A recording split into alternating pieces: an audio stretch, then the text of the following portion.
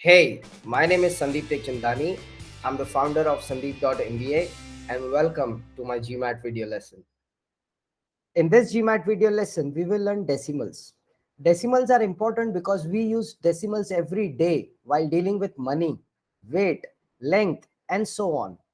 Decimal numbers are used in situations where more precision is required than the whole numbers can provide. For example, when we calculate our weight on the weighing machine, we do not always find the weight equal to a whole number on the scale. So in this presentation, we'll start with the basics of decimals. Then I'll teach you what do you mean by scientific notation, how to add and subtract decimals, and eventually how to multiply and divide decimals. So let's start with the basics. In a decimal, the position of the period or the decimal point determines the place value of the digits.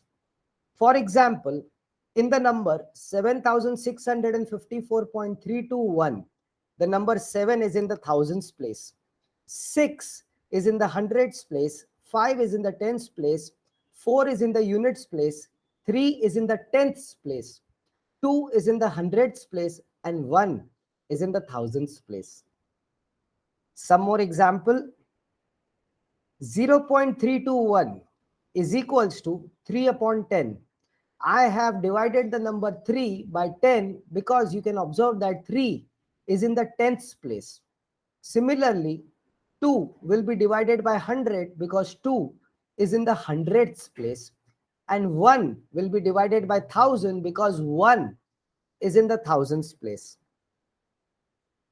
0.0321 is equals to 0 upon 10 plus 3 upon 100 plus 2 upon 1000 plus 1 upon 10,000. 1.56 is equals to 1 plus 5 upon 10 plus 6 upon 100, which is equals to 156 upon 100. In this slide, we will study scientific notation. Sometimes decimals are expressed as the product of a number with only one digit to the left of the decimal point and a power of 10. For example, 231 is equals to 2.31 times 10 square. 0.0231 is equals to 2.31 times 10 raised to the power of minus 2. When a number is expressed in scientific notation, the exponent of the 10 indicates the number of places that the decimal point is to be moved in the number. That is to be multiplied by a power of 10 in order to obtain the product. The decimal point is moved to the right if the exponent is positive, and the decimal point is moved to the left if the exponent is negative. Now, let me illustrate this point with the help of an example. 2.013 times 10 raised to the power of 4 is equals to 20,130. Please observe that the decimal point will move by 4 places to the right.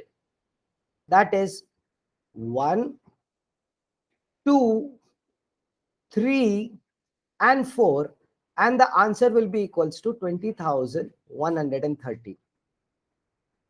1.91 times 10 raised to minus 4 is equals to 0.000191.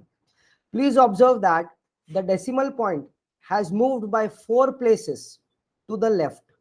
Therefore, our answer is 0.000191. In this slide, we will study how to add and subtract decimals.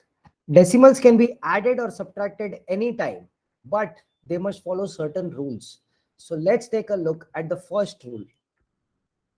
You must line up the decimal points of both the numbers in order to add or subtract them. Secondly, you must also insert zeros to the right of the last digit if one of the numbers has fewer digits to the right of the decimal point than the other. Let me illustrate this point with the help of an example. Say I want to add these two numbers, 17.6512 and 653.27. In order to add these two numbers, you must set up the numbers in a column and add them.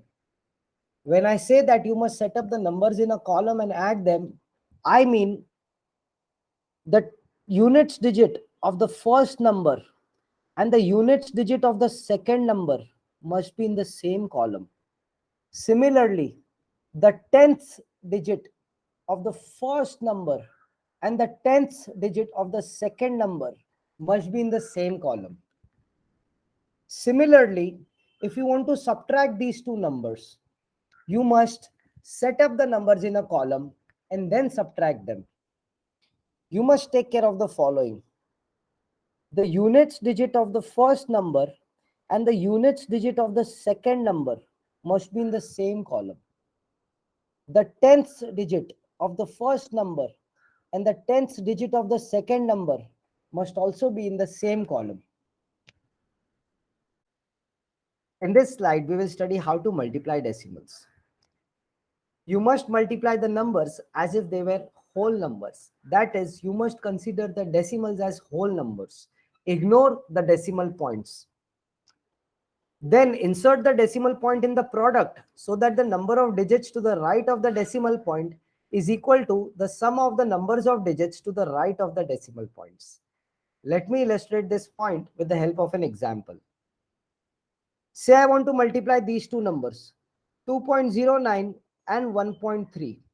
Please observe that there are two digits to the right of the decimal point in the first number, and there is just one digit to the right of the decimal point in the second number. I will ignore these decimal points and simply multiply. When I ignore the decimal points and multiply, my answer will be 2717. After which, I will put a decimal point in such a way that there are three digits to the right of the decimal point. In this slide, we will study the division of decimals. To divide a number, that is the dividend, by a decimal, that is the divisor, you must move the decimal point of the divisor to the right until the divisor becomes a whole number. Then move the decimal point of the dividend the same number of places to the right and divide as you would by a whole number. Finally, the decimal point in the quotient will be directly above the decimal point in the new dividend. Let me explain this with the help of an example. Say I want to divide the number 698.12 by the number 12.4. The divisor is 12.4 and I will make it a whole number by multiplying it by 10. Therefore, 12.4 will become 124. The dividend 698.12 will also be multiplied by 10 and it will become 6981.2. Once the divisor has become a whole number, the division would proceed as follows. I will write down 6981.2 divided by 124 and then do my division normally. Once I do the division normally, my quotient will be equal to 56.3. So let's just summarize. What did we learn in this GMAT video lesson? We started with the basics of decimals. Then I taught you what is scientific notation. We also learned how to add and subtract decimals. And eventually we learned how to multiply and divide decimals. I hope my GMAT video lesson was clear and it will help you to crack each and every question of quantitative reasoning that will come in your GMAT exam. That is all, my friends. If you found my video lesson helpful, then you should go to sandeep.mba for more information on the GMAT, how to prepare for the GMAT and applying to business schools. You should also click on that like button and let me know in the comments which topics you would like me to cover in my future video lessons. And of course, if you have not yet subscribed, then go ahead and click on that bell so that you'll get notified about my future video lessons. All the best.